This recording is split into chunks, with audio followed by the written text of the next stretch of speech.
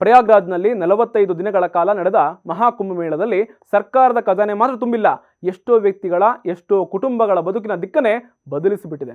ಪ್ರಯಾಗ್ರಾಜ್ನ ನಾವಿಕ ಕುಟುಂಬವೊಂದು 45 ದಿನಗಳ ಕಾಲ ಸುಮಾರು 130 ದೋಣಿಗಳ ಮೂಲಕ 30 ಕೋಟಿ ರೂಪಾಯಿ ಆದಾಯವನ್ನು ಪಡ್ಕೊಂಡಿದೆ. ಪ್ರತಿದಿನ ದೋಣಿಯಿಂದ 50,000ದಿಂದ 52,000 ರೂಪಾಯಿ ಆದಾಯವನ್ನು ಗಳಿಸಿಕೊಂಡಿದೆ. ಒಂದೊಂದು ದೋಣಿಯು 45 ದಿನಗಳಲ್ಲಿ 23 ಲಕ್ಷ ರೂಪಾಯಿಗಳನ್ನು ಗಳಿಕೆ ಮಾಡಿದೆ. ಅಂದರೆ ಪ್ರತಿದಿನ ಒಂದು ದೋಣಿಯಿಂದ 50,000ದಿಂದ 52,000 ರೂಪಾಯಿವರೆಗೆ ಆದಾಯವನ್ನು ತೆಗೆದುಕೊಂಡಿದೆ ಅಂತ ಹೇಳಿ UP CM ಯೋಗಿ ಆದಿತ್ಯನಾಥ್ ಅವರೇ ಹೇಳ್ಕೊಂಡಿದ್ದಾರೆ. ಇದು ದೈವಿಕ ಅನುಗ್ರಹ ಮತ್ತು ಆಶೀರ್ವಾದ. ನನ್ನ ಕುಟುಂಬದಲ್ಲಿ 100ಕ್ಕೂ ಹೆಚ್ಚು ಜನ ಇರುವಂತಹ ದೊಡ್ಡ ಕುಟುಂಬ. ಸಾಕಷ್ಟು ನಾವಿಕರು ಸಾಲ ತೀರಿಸಿ ನೆಮ್ಮದಿಯ ಜೀವನ ಮಾಡ್ತಾ ಇದ್ದಾರೆ.